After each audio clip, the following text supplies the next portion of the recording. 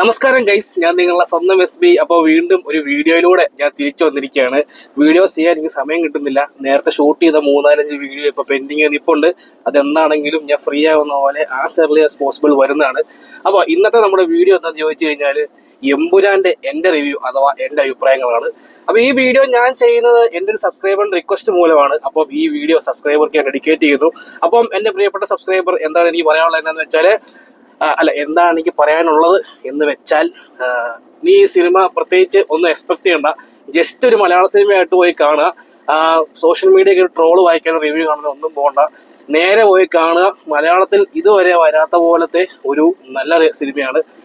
കാര്യം ഇത്ര എഫർട്ട് ഇട്ട് ഇത്രയും എന്താ പറയാ, ഇത്രയും കാശ് മുടക്കി ഇത്രയും രാജ്യങ്ങളിൽ പോയി ഇത്രയും നാളുകൊണ്ട് ഉണ്ടാക്കിയ ഒരു സിനിമ ഇതുവരെ മലയാളത്തിലില്ല. അതിൻ്റെതായ എല്ലാ ഗുണങ്ങളും ഈ സിനിമയ്ക്കുണ്ട്, എമ്പുരാന്. അപ്പം നീ എന്താണെങ്കിലും ആ സിനിമ തിയേറ്ററിൽ പോയി തന്നെ കാണുക. കാര്യം ഈ പടം ഫോണിൽ കണ്ടാലോ അല്ലെങ്കിൽ OTT കണ്ടാലോ അല്ലെങ്കിൽ വീട്ടിൽ TV എത്ര വിധമാണെങ്കിലും കണ്ടാലും നമുക്ക് ഈ സിനിമ ഫീൽ ചെയ്യാൻ പറ്റില്ല എന്നുള്ളതാണ് അതിന്റെ കാര്യം. അപ്പോൾ എൻ്റെ പ്രിയപ്പെട്ട സബ്സ്ക്രൈബർ, ഈ സിനിമ തിയേറ്ററിൽ പോയി തന്നെ കാണുക. അപ്പൊ ഇനി ഈ സിനിമയെ പറ്റി ജനറൽ ആയിട്ട് പറഞ്ഞാല്, ഈ പടം കണ്ടപ്പം എനിക്ക് മനസ്സിലായ ഒരു കാര്യം എന്താന്ന് വെച്ച് കഴിഞ്ഞാൽ, അല്ലെങ്കിൽ എനിക്ക് ടച്ചിങ് ആയി തോന്നിയ ഒരു കാര്യം എന്താന്ന് വെച്ച് കഴിഞ്ഞാൽ, പ്രിയപ്പെട്ട ലാലേട്ടൻ, നമ്മുടെ സ്വന്തം, നമ്മുടെ മലയാളത്തിന്റെ അഹങ്കാരം, നമ്മുടെ മുത്ത്, നമ്മുടെ സ്വത്ത് മുണ്ടെടുത്ത് കഴിഞ്ഞാൽ മക്കളെ രോമം ഇങ്ങനെ എണീറ്റ് നിൽക്കും എന്ന് പറയുന്ന പോലെയാണ്. പറയുന്ന പോലെ നല്ല രോമം എണീറ്റ് നിന്നു. കാര്യം എന്താണെന്ന് ചോദിച്ചാൽ, നിങ്ങൾക്ക് എല്ലാവർക്കും അറിയാവുന്ന പോലെ നമ്മുടെ ജംഗിൾ ഫൈറ്റ് ഉണ്ടല്ലോ, ട്രെയിലറൊക്കെ കാണിക്കുന്നത്, എല്ലാവരും പറയുന്ന കമന്റ് ഒക്കെ ഇട്ട ജംഗിൾ ഫൈറ്റ് ഉണ്ടല്ലോ, ആ സീക്വൻസിൽ അതുവരെ അബ്രാം ഖുറേഷി ആയിട്ട് കൂളിംഗ് ഗ്ലാസ് വെച്ച് ജാക്കറ്റ് കൊണ്ട് ബൂട്ടൊക്കെ ഇട്ട് ലാലേട്ടൻ മുണ്ട് കൊടുത്ത് സ്റ്റീഫൻ നെടുമ്പള്ളിയായിട്ട് കറുത്ത ഷർട്ടിട്ട് വന്ന് നിന്നപ്പം ലിറ്ററലി രോമം ഇങ്ങനെ എണീറ്റ് നിന്നു എന്ന് വേണം പറയാൻ. ആ ഒരു ഫൈറ്റ് സീക്വൻസ് കണ്ടപ്പോൾ ശരിക്കും പറഞ്ഞാൽ തിയേറ്റർ എക്സ്പീരിയൻസ് പറഞ്ഞാല് എന്റെ കണ്ണ് നിറഞ്ഞു പോയി എന്ന് പറയാൻ ഗൈസ്. കാരണം എനിക്ക് അതുപോലെ ആ ഫൈറ്റ് ഇഷ്ടപ്പെട്ടു. അതുപോലെ രോമാഞ്ചിഫിക്കേഷൻ ആയിരുന്നു. തിയേറ്റർ ഫുള്ള് ഇളക്കി മറിക്കുമായിരുന്നു എന്ന് പറഞ്ഞാൽ പയ്യൻസ് ഓഫ് അങ്ങനത്തെ ആൾക്കാരൊന്നും അല്ലായിരുന്നു കൂടെ ഉണ്ടായിരുന്ന ഓഡിയൻസ്. ഒരു ഫാമിലി അങ്ങനെ സെറ്റപ്പ് ആയിരുന്നു. എന്നാലും ചേച്ചിമാരും എല്ലാവരും ഉൾപ്പെടെ ഭയങ്കര തിയേറ്റർ എക്സ്പീരിയൻസ് ആയിരുന്നു ആ ഒരു ഫൈറ്റ് സീക്വൻസ്. അത് ഞാൻ ഒരിക്കലും മറക്കില്ല. ലൂസിഫർ കണ്ടപ്പോൾ കിട്ടാത്തൊരു ഇതാണ്. അവനെ കടവുളെപ്പോലെ എന്നുള്ള പാട്ടിന് കിട്ടാത്ത പോലത്തെ അതിനപ്പുറത്തെ ഒരു തിയേറ്റർ റെസ്പോൺസ്, ഒരു എക്സ്പീരിയൻസും ആയിരുന്നു ഈ ഒരു ജംഗിൾ ഫൈറ്റ് സീന്. അതുപോലെ തന്നെ എനിക്ക് ഈ സിനിമയിൽ ഏറ്റവും കൂടുതൽ കണക്ട് ആയത് ഇതിന്റെ തുടക്കത്തിൽ കാണിക്കുന്ന ആ ഒരു ഗുജറാത്ത് റിവോൾട്ടാണ്. ഇപ്പൊ ആ റിവോൾട്ടിന്റെ സീനൊക്കെ റിമൂവ് ചെയ്യുമെന്ന് പറയുന്നു. അത് റിമൂവ് ആക്കി കഴിഞ്ഞാൽ ശരിക്കും പറഞ്ഞാല് ഈ പടത്തിന് സോൾ ഇല്ല എന്നാണ് എനിക്ക് പറയാനുള്ളത്. കാര്യം എല്ലാവർക്കും ഓൾറെഡി അറിയാവുന്ന പോലെ തന്നെ, അല്ലേ, വേണ്ട സ്പോയിലർ ആവും. കാര്യം എന്താന്ന് വെച്ചാല്, അതാണ് ഈ പടത്തിന്റെ കോറ്. ഇപ്പൊ പൃഥ്വിരാജിനെ പോലൊരു സംവിധായകൻ ഈ സിനിമ ചെയ്തപ്പം, ലാലേട്ടനൊക്കെ ചെയ്തപ്പം, അല്ലെങ്കിൽ മുരളി ഗോപി എഴുതി പിടിപ്പിച്ചപ്പം, എഴുതിയ കേസിനെ പുള്ളിക്ക് സല്യൂട്ട് പറയുന്നു. പൃഥ്വിരാജ് ഇപ്പം റിമൂവ് ചെയ്യാൻ പോകുന്ന കേൾക്കുന്നു. ശരിക്കും എനിക്ക് ചോദിക്കാനുള്ള കാര്യം എന്താണെന്ന് വെച്ചാല്, സിനിമയെ കാണിക്കുന്ന നട്ടല് നിങ്ങൾക്ക് സിനിമയ്ക്ക് പുറത്തില്ലേ എന്നാണ് ചോദിക്കാനുള്ളത്. കാര്യം ഇത്രയും ഒരു രാജ്യത്ത് തന്നെ പിടിച്ചു കൊലുക്കാനും മാത്രം കൽപ്പുള്ള ഒരു കണ്ടന്റ് ഒരു സിനിമ നിങ്ങൾ ചെയ്തിട്ട് അത് റിമൂവ് ചെയ്യാന്ന് പറയുമ്പോഴത്തേനും എന്താണ്, അതിനുവേണ്ടിയാണോ അത് എടുത്ത് അത്രയും കഷ്ടപ്പെട്ടെടുത്തത്? ആ ഒരു സീക്വൻസിന്റെ കാര്യം എടുത്തു പറഞ്ഞാൽ എനിക്ക് അത് ഇമോഷണലി കണക്ട് ആയി. എത്ര ബ്രൂട്ടലാണ്, അത്ര അന്നത്തെ പാവങ്ങൾക്ക് എത്രത്തോളം അനുഭവിച്ചു എന്നൊക്കെ ആ ചെറിയ സീക്വൻസിൽ കൂടെ എനിക്ക് മനസ്സിലായി. അതിന്റെ അവസാനം പ്രൊഡ്യൂസ്ഡ് ബൈ ഇന്ന ആൾക്കാർ, ഡയറക്ടർ ബൈ പൃഥ്വിരാജ് സുകുമാരൻ എന്ന് എഴുതി കാണിച്ചപ്പം ഒരു സാറ്റിസ്ഫാക്ഷൻ ഉണ്ടായിരുന്നു.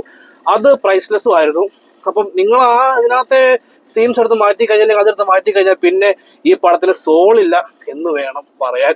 സോ ദൈവത്തോർത്ത് നിങ്ങൾ ഇത് ചെയ്യരുത്. സിനിമയെ കാണിക്കുന്ന ആ ഒരു നെഞ്ചുറപ്പും ചങ്കൂറ്റും ഒക്കെ, രണ്ട് സെയിം ആണല്ലോ, നട്ടലിൽ ഉറപ്പും ഒക്കെ നിങ്ങൾ ഓഫ് സ്ക്രീനിലും അല്ലെങ്കിൽ ആ ആംബിയർ നിങ്ങൾ കാണിക്കണമല്ലോ അല്ലോട്ടോ. അതായിരിക്കും പറയാനുള്ളത്. പിന്നെ ഈ സിനിമ നെഗറ്റീവ്സ് പോസിറ്റീവ്സ് എന്താണെന്ന് വെച്ച് കഴിഞ്ഞാൽ, മലയാളത്തില് ഇതുവരെ വരാത്ത പോലത്തെ ഒരു സിനിമ, ഇത്ര എഫർട്ട് എടുത്തൊരു സിനിമ, ഇത്രയും കാശ് മുടക്കേണ്ട സിനിമ, അതിന്റെ എല്ലാവിധ ഗുണങ്ങളും ആ സിനിമയിലുണ്ട്. പിന്നെ എടുത്തു പറയേണ്ട കാര്യം, ഹെലികോപ്റ്റർ സീക്വൻസ്. നമ്മുടെ പൃഥ്വിരാജ് ആൻഡ്രി പെരുമ്പാവൂരിനോട് ചേട്ടാ ഹെലികോപ്റ്ററിന്റെ കാര്യം എന്നൊക്കെ പറഞ്ഞ് പോസ്റ്റ് പണ്ടിട്ടായിരുന്നു. ആ ഹെലികോപ്റ്റർ സീക്വൻസ് ഒരു രക്ഷയില്ല. അതും തിയേറ്റർ എക്സ്പീരിയൻസ് പൊളി എന്ന് പറഞ്ഞാൽ വൻ പൊളിയായിരുന്നു. എനിക്ക് ഒത്തിരി ഇഷ്ടപ്പെട്ടു. അത് കഴിഞ്ഞ് ലാലേട്ടന്റെ ഇൻട്രോ, ആ ഇൻട്രോയിലെ ആ ഒരു ഫ്രെയിംസും ആ ഒരു എന്താ പറയുന്നത്, പൊളി ഇൻട്രോ ആയിരുന്നു. പുള്ളിക്ക് ഇതിൽ കിട്ടാത്ത ഇൻട്രോ ആയിരുന്നു. അപ്പോൾ എന്താണെങ്കിലും ആ ഒരു സീക്വൻസ് അടിപൊളിയായിരുന്നു. പിന്നെ നമ്മുടെ ജംഗിൾ ഫൈറ്റ്, പിന്നെ ഈ റിവോൾട്ടിന്റെ കാര്യങ്ങൾ, പിന്നെ ഓവറോള് പടം കൊള്ളാം. അപ്പൊ ഇത്രയൊക്കെയാണ് ഈ സിനിമയുടെ പോസിറ്റീവ്സ് ആയി ഫീൽ ചെയ്ത കാര്യം. പിന്നെ നെഗറ്റീവ്സ് എന്നൊക്കെ പറഞ്ഞാല് നെഗറ്റീവ്സ് ഒന്നും തന്നെ പറയാനില്ല. പിന്നെ നെഗറ്റീവായിട്ട് വേണമെങ്കിൽ പറയാൻ പറ്റുന്ന ഒരു കാര്യം ഏതാണെന്ന് ചോദിച്ചു കഴിഞ്ഞാല്, ലൂസിഫർ എന്ന സിനിമ വെച്ച് കമ്പയർ ചെയ്യുമ്പോഴത്തേനും ആ സിനിമ ഞാൻ തന്നെ ആണെങ്കിൽ പോലും ഒരു 10-100 അതിന് കൂടുതൽ കണ്ടിട്ടുണ്ട്. കാരണം എനിക്ക് ആ പടം ഭയങ്കര ഇഷ്ടം. അതിന്റെ മേക്കിങ്ങും ആ പടത്തിന്റെ ഒരു പേസും അതിലെ സിനിമാറ്റോഗ്രാഫിയും എല്ലാം ഇമോഷണലി അത് കാണുന്ന എല്ലാത്തരം ഓഡിയൻസിനും കണക്ട് ആവുന്ന ഒരു സിനിമയാണ്. ആ ഒരു ഇമോഷണലി കണക്ട് ആവുന്ന ഫാക്ടർ ഈ സിനിമ ഒരു ഫസ്റ്റ് സീക്വൻസ് ഒഴികെ എവിടെയൊക്കെയോ മിസ്സാക്കി എന്നൊരു ഫീൽ എനിക്കുണ്ട്. അത് മേ ബി എന്നെ മാത്രം തോന്നലായിരിക്കും. അപ്പം ആ ഒരു ഇമോഷണൽ കണക്ഷൻ എനിക്ക് ഈ സിനിമയായിട്ട് വന്നില്ല. പക്ഷെ ഞാൻ ഒത്തിരി എൻജോയ് ചെയ്തു കേട്ടോ. ആ ഒരു ഇമോഷണലി കണക്ട് ആയിട്ടൊന്ന് കാണാൻ എനിക്ക് സാധിച്ചില്ല. നമ്മൾ എൻജോയ് ചെയ്തതും ഇമോഷണലി കണക്ട് ആയിട്ട് ആ സിനിമയിലേക്ക് പോകുന്നതും രണ്ട് കാര്യങ്ങളാണ്.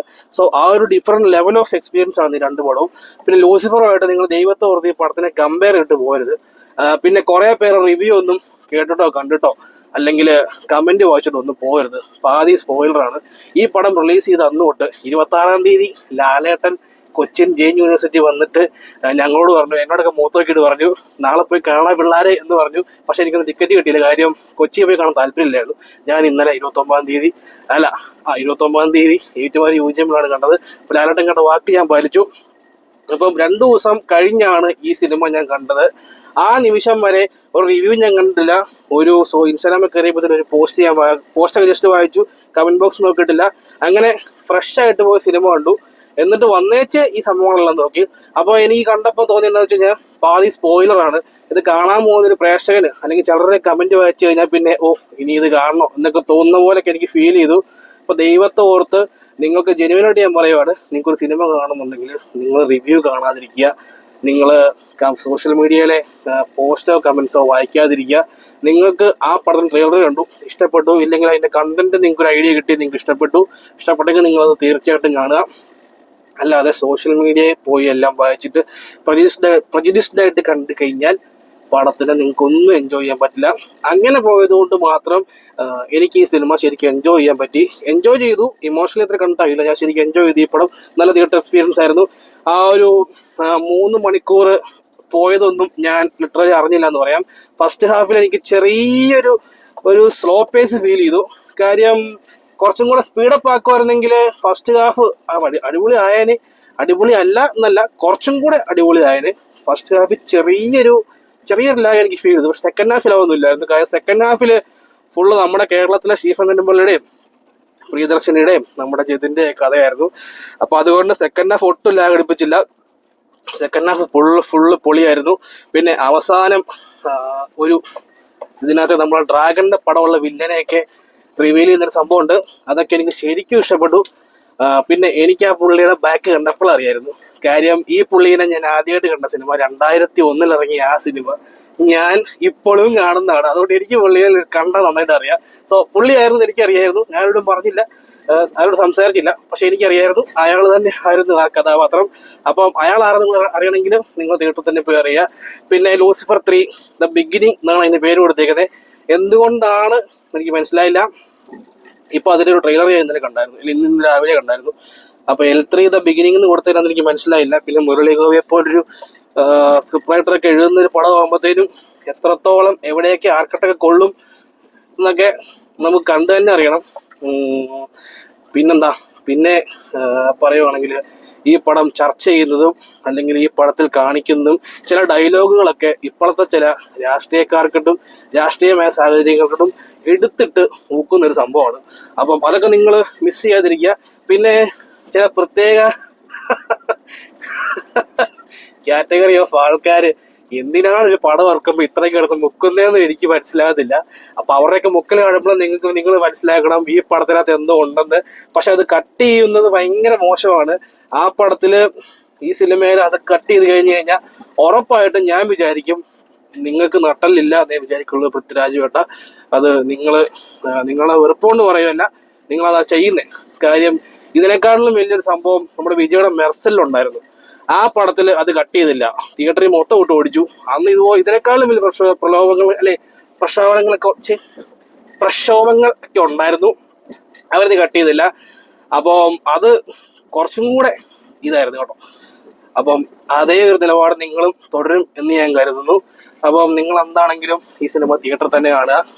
നിങ്ങൾ തിയേറ്ററിൽ കണ്ടില്ലെങ്കിൽ ഫോണിൽ കണ്ടാലോ TV കണ്ടാലോ നിങ്ങൾക്ക് ഒട്ടും ഇത് എക്സ്പീരിയൻസ് ചെയ്യാൻ പറ്റില്ല.